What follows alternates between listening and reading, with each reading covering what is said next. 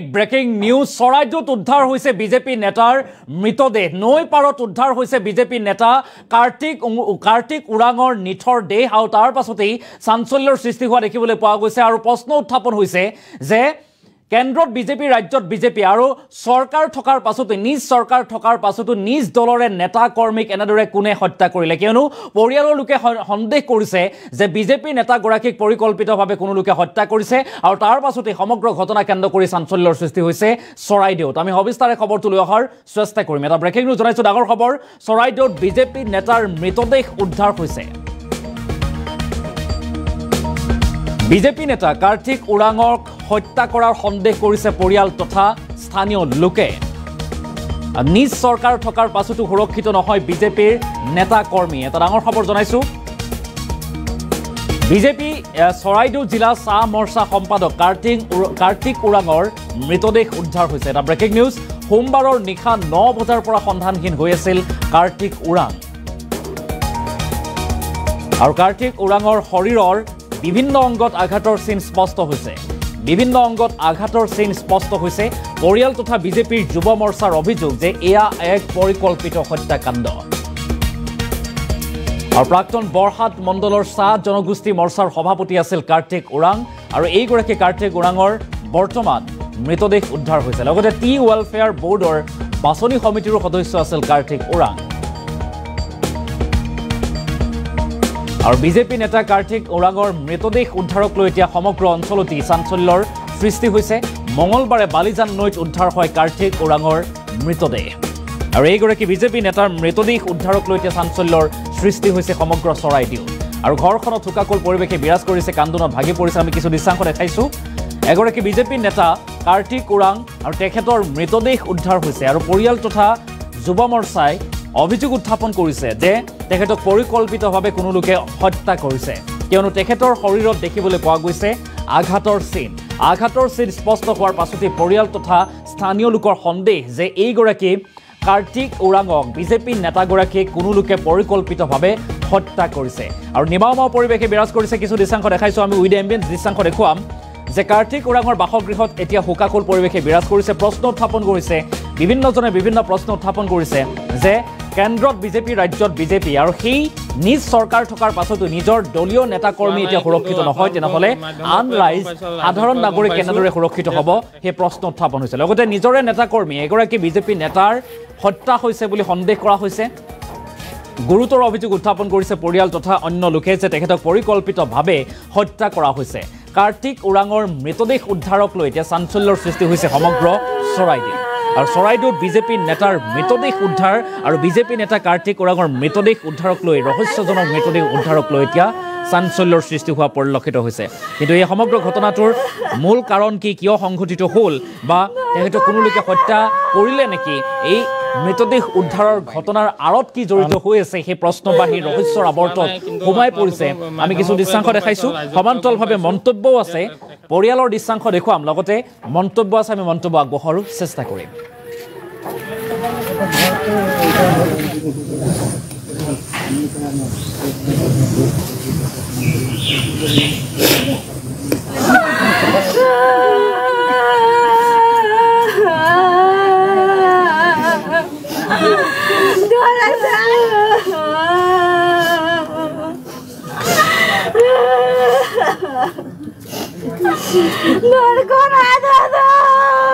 আজি আপোনালোকে দেখা পাইছে ইয়াতে অসম চাহ জনজাতি ছাত্ৰ সন্থা সাপেকাঠি শাখাৰ প্ৰাক্তন এজন কৰ্মী আমাৰ জনগোষ্ঠীৰ এজন উদীয়মান কৰ্মী আছিলে আৰু তেখেত বৰ্তমান বিজেপিৰ কৰ্মী তেখেতৰ ইতিমধ্যে মৃতদেহ উদ্ধাৰ হৈছে বুলি আমি গম পাইছোঁ আৰু যি দেখিছোঁ ঘটনা প্ৰবাহ ই এটা পৰিকল্পিত হত্যাকাণ্ড যাৰ কাৰণে আমি অসম চাহ জনজাতি ছাত্ৰ সন্থাৰ মজিয়াৰ পৰা খুব মানে জিলা প্ৰশাসনক আৰক্ষী প্ৰশাসনক এটা ক্ষীপ্ৰ তদন্ত কৰি দোষীক উপযুক্ত শাস্তি প্ৰদান কৰিবৰ কাৰণে আমি আৰ্চাৰ মঞ্চৰ পৰা দাবী জনাইছোঁ আমিও বৰ্তমান এটা সন্দেহৰ অৱস্থিতিত আছোঁ সন্দেহ প্ৰকাশ কৰিছোঁ কাৰ্তিক উৰাং বিজেপি দলৰ এজন জ্যেষ্ঠ নেতা তেওঁ প্ৰাক্তন মণ্ডল বিজেপি চাহ মৰ্চাৰ সভাপতি প্ৰাক্তন আটছা লিডাৰ তেখেতে এই অঞ্চলৰ এজন বিশিষ্ট সমাজসেৱক সমাজকৰ্মী প্ৰতিটো ক্ষেত্ৰত ওতপ্ৰোতভাৱে ৰাইজৰ লগত জড়িত থকা এজন ৰাইজৰ ব্যক্তি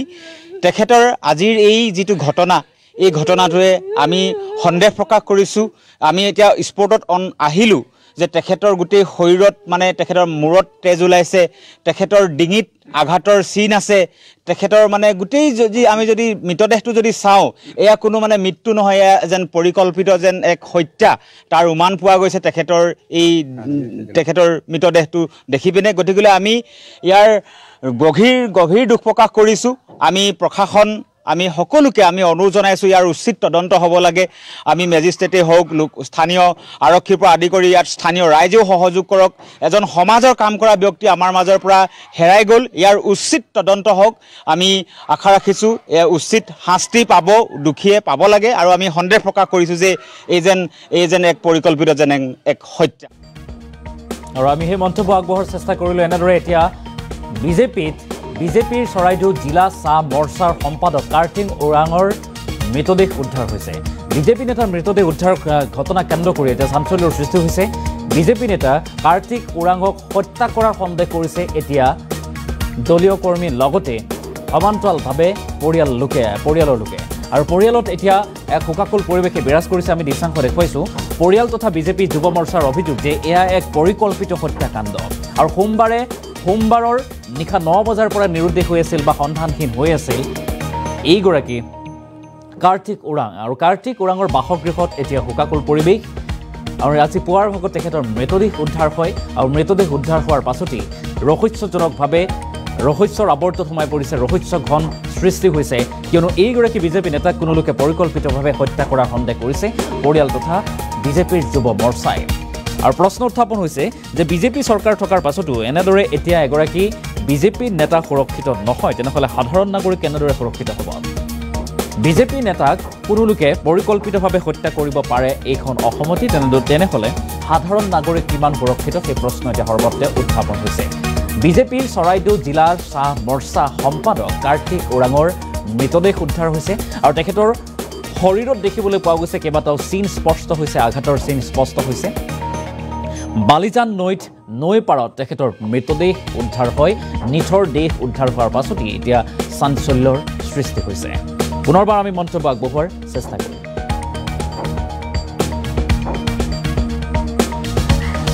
দেখা পাইছে ইয়াতে অসম চাহ জনজাতি ছাত্ৰ সন্থা সাপেকাঠি শাখাৰ প্ৰাক্তন এজন কৰ্মী আমাৰ জনগোষ্ঠীৰ এজন উদীয়মান কৰ্মী আছিলে আৰু তেখেত বৰ্তমান বিজেপিৰ কৰ্মী তেখেতৰ ইতিমধ্যে মৃতদেহ উদ্ধাৰ হৈছে বুলি আমি গম পাইছোঁ আৰু যি দেখিছোঁ ঘটনা প্ৰবাহ ই এটা পৰিকল্পিত হত্যাকাণ্ড যাৰ কাৰণে আমি অসম চাহ জনজাতি ছাত্ৰ সন্থাৰ মজিয়াৰ পৰা খুব মানে জিলা প্ৰশাসনক আৰক্ষী প্ৰশাসনক এটা ক্ষীপ্ৰ তদন্ত কৰি দোষীক উপযুক্ত শাস্তি প্ৰদান কৰিবৰ কাৰণে আমি আৰ্চাৰ মঞ্চৰ পৰা দাবী জনাইছোঁ আমিও বৰ্তমান এটা সন্দেহৰ অৱস্থিতিত আছোঁ সন্দেহ প্ৰকাশ কৰিছোঁ কাৰ্তিক ওৰাং বিজেপি দলৰ এজন জ্যেষ্ঠ নেতা তেওঁ প্ৰাক্তন মণ্ডল বিজেপি চাহ মৰ্চাৰ সভাপতি প্ৰাক্তন আচ্ছা লিডাৰ তেখেতে এই অঞ্চলৰ এজন বিশিষ্ট সমাজসেৱক সমাজকৰ্মী প্ৰতিটো ক্ষেত্ৰত ওতপ্ৰোতভাৱে ৰাইজৰ লগত জড়িত থকা এজন ৰাইজৰ ব্যক্তি তেখেতৰ আজিৰ এই যিটো ঘটনা এই ঘটনাটোৱে আমি সন্দেহ প্ৰকাশ কৰিছোঁ আমি এতিয়া স্পৰ্টত আহিলোঁ যে তেখেতৰ গোটেই শৰীৰত মানে তেখেতৰ মূৰত তেজ ওলাইছে তেখেতৰ ডিঙিত আঘাতৰ চিন আছে তেখেতৰ মানে গোটেই যদি আমি যদি মৃতদেহটো যদি চাওঁ এয়া কোনো মানে মৃত্যু নহয় যেন পৰিকল্পিত যেন এক হত্যা তাৰ উমান পোৱা গৈছে তেখেতৰ মৃতদেহটো দেখি পিনে গতিকে আমি ইয়াৰ গভীৰ দুখ প্ৰকাশ কৰিছোঁ আমি প্ৰশাসন আমি সকলোকে আমি অনুৰোধ জনাইছোঁ ইয়াৰ উচিত তদন্ত হ'ব লাগে আমি মেজিষ্ট্ৰেটেই হওক স্থানীয় আৰক্ষীৰ পৰা আদি কৰি ইয়াত স্থানীয় ৰাইজেও সহযোগ কৰক এজন সমাজৰ কাম কৰা ব্যক্তি আমাৰ মাজৰ পৰা হেৰাই গ'ল ইয়াৰ উচিত তদন্ত হওক আমি আশা ৰাখিছোঁ উচিত শাস্তি পাব দুখীয়ে পাব লাগে আৰু আমি সন্দেহ প্ৰকাশ কৰিছোঁ যে এই যেন এক পৰিকল্পিত যেন এক হত্যা